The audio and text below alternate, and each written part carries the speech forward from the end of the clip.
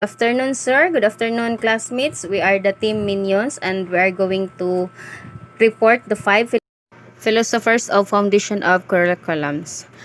And we are the reporters. I am Maria Sheila Angelidora, Jennifer Montoya, and Reza Balmori.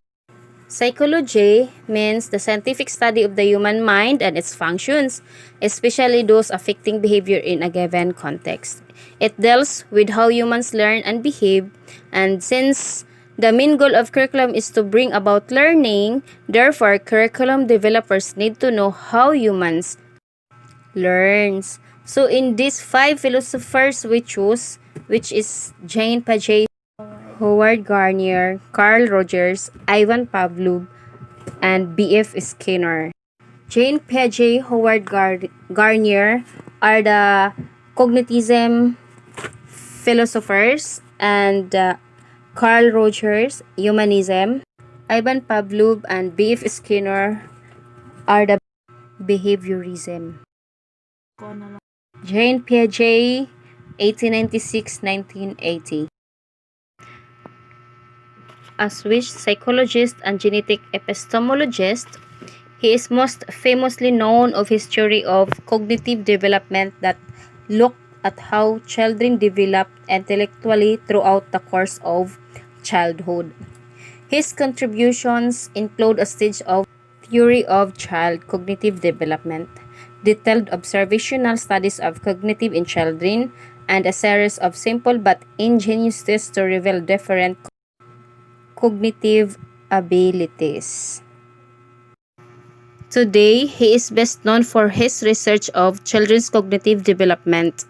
Piaget studied the intellectual development of his own three children and created a theory that described the stages that children pass through in the development of intelligence and formal thought process. Piaget four stages of cognitive development. The theory identifies four stages. The number one theory, the sensory-motor stage. This stage, the first stage of development, lasts from birth to approximately age 2. At this point in development, children know the world primarily through their senses and motor movement. The pre-operational stage, the second stage of development, lasts from the age of 2 to 7 and is characterized by the development of language and the emergence of symbolic play. Number 3, the concrete operational stage. The third stage of cognitive development lasts from the age of 7 to approximately age 11. At this point, logical thought emerge, but children still struggle with abstract and theoretical thinking. The last one, the formal operation stage, and the fourth and final stage of cognitive development, lasting from age 12 and into adulthood. Children become much more adept at abstract thought and deductive reasoning. Piaget provided support for the idea that children think differently than adults. Okay, I am a second reporter and I'm Reza Balmori. I am going to report the work in philosophy of Howard Gardner. Howard Gardner is an American psychologist or a developmental psychologist best known for this theory of multiple intelligence.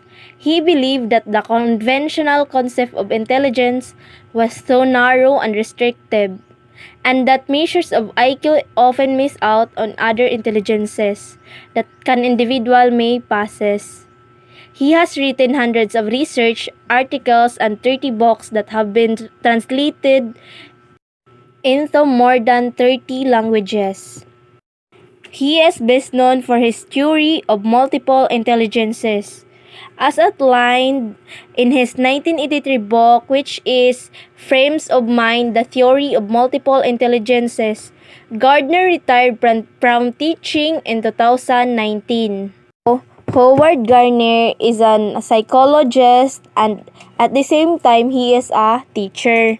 In order to full range of abilities and talents that people possess, Gardner theorized that people do not have just an intellectual capacity but have many kinds of intelligence, including visual spatial intelligence, where people are often good at visualizing things so they can easily recognize patterns. Next is linguistic verbal intelligence, where people are able to use words well, both in writing and speaking.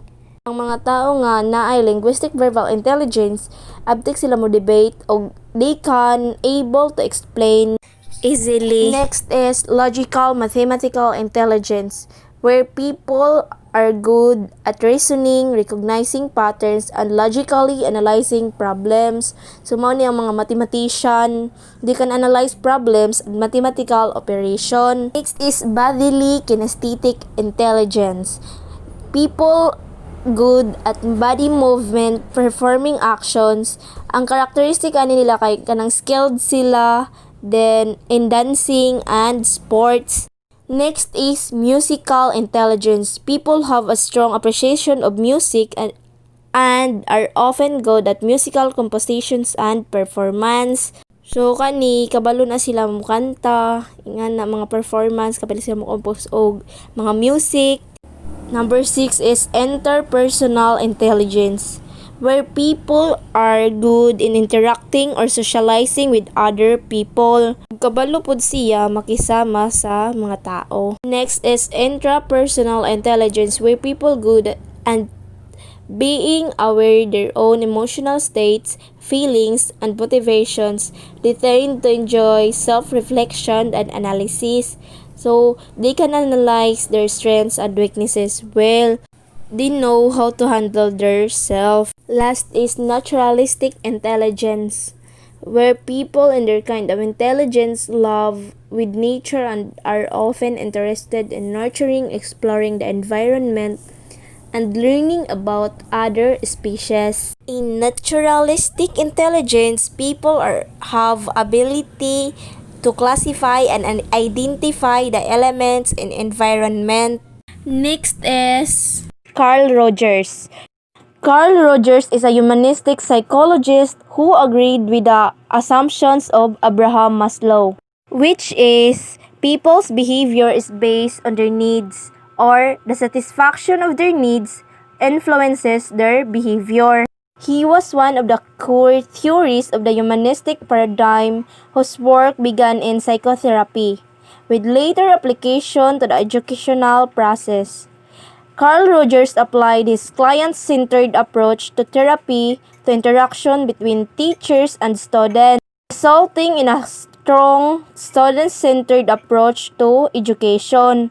When we say student-centered, it is focused on the interaction of students, or students can interact or share their ideas in class. So, student-centered focuses on the development and behavior of the learner. Carl Rogers is also known for his theory of personality, which focuses on self-concept, or a person's perception and beliefs about himself. Self-concepts composed of three components, which is self-worth. According to Carl Rogers, a person who has high self-worth, that is, has confidence and positive feelings about him or herself, be able to face challenges in life, they accept failures and unhappiness at times. Next is self-image and ideal self. Carl Rogers believed that a person to achieve self-actualization, they must be in state of congruence. This means that there is a fair amount of overlap between the two. Self-image is a mental picture of yourself. It involves how you feel about your strengths, weaknesses, and abilities. In ideal self, it is an idealized version of yourself created out of what have you learned from your life experience. So if your real self is far from this idealized image, then you might feel dissatisfied with your life and consider yourself as failure. That's why Carl Rogers agreed the assumption of Abraham Maslow. Good afternoon, sir. Good afternoon, everyone.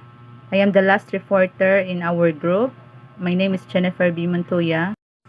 The fourth philosopher that we choose is Ivan Pavlov from 1849 to 1956.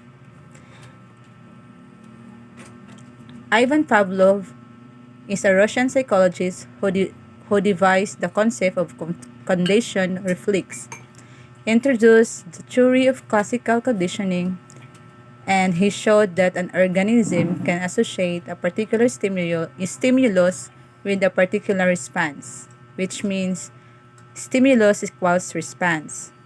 Therefore, learning is the result of an association formed between stimulus and a response.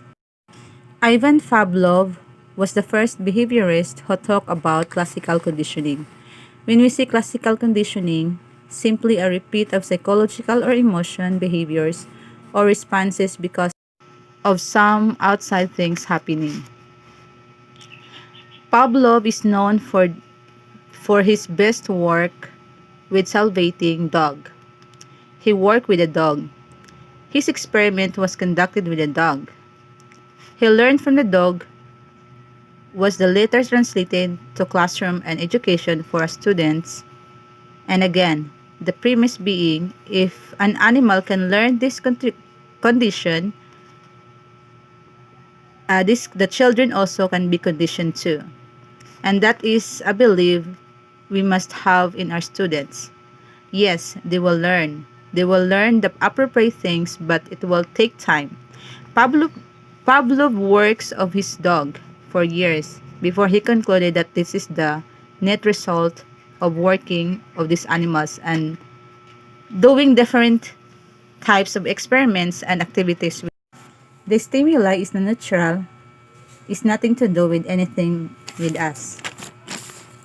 The fact that the stimuli neutral, the stimulus does not prompt the response because of the stimulus was neutral. The unconditioned response will show, and that's the positive response you want from the young children in your classroom. Unconditioned stimuli creates reflexes that are not learned but are instinctual.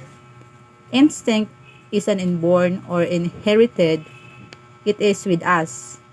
You don't have to learn to vomit, for example, when you are sick. To eating bad food, you go and vomit. You don't learn how to vomit. It just happens. Another example is when you are alone in the dark, you are afraid. There is fear. That's a natural emotional reaction. You don't learn how to be afraid. You don't learn how to be feared. It's just happened. So that is called an instinctual. You don't have to learn this behavior, but the unconditioned stimulus can create those behaviors. So those unlearned behaviors that are instinctual, this is what they are as a human being. The certain things that we don't need to learn, we don't learn how to breathe. Another example is we don't learn how to breathe. It happens automatically, whether we like it or not. Or not we breathe, that's not something that we are taught, and still we are breathing so that we are born. So that's instinctual. On the other hand, Pavlov theory is a learning procedure that involves pairing a stimulus with a conditioned response. The last philosophers is B.F. Skinner from 1904 to 1990. B.F. Skinner is one of the most influential psychologists during 1930s. He is a master's degree in psychology in Harvard from 1930, then got his doctorate from 1931. He studied in a specific field of psychology that's called behaviorism. So one of his contribution is the operant conditioning. When we say operant conditioning, it is a learning process where rewards and punishments occur for types of behavior. So another meaning is when a particular response or behavior is reinforced or means rewarded, this is the individual is conditioned to respond. So in order to understand behavior, we need to observe the cause of each action and their consequences. This was the ideal concept from B.F. Skinner. He created the idea of operant conditioning. As we go along, operant conditioning, you need to know a few terms. So there are 3 types of operant conditioning. One is the positive reinforcement, and the negative reinforcement, and then the punishment. When we say the reinforcement is the response that increases a behavior being repeated based on the environment. So how Skinner operant conditioning is broken down. So when we say positive reinforcement, of course, when there is a pleasant stimulus that's creating a particular behavior. So negative reinforcement means it happens that there is an absence of unpleasant stimulus which can increase this behavior. Lastly, punishment. Punishment means occurs when there is a presence of unpleasant stimulus which can decrease the behavior. So there is the example of Skinner box. In this box, Skinner used the rats as a subject of his experiments during 1948. Hungry rats were placed in the Skinner box, where they have to press the lever in order to receive food. This causes them to increase their actions in response to getting food pellets. Another group of rats were observed to press the levers so they wouldn't have to get shocked by electrical grid. This caused them to increase their action in response, not getting shocked. So the summary of Skinner box: positive reinforcement was when the consequences of receiving food for pressing the lever will ensure that the rat will repeat this behavior. Negative reinforcement occurred when the consequences of turning off the electrical current will ensure that the rat would repeat these actions. So that's our report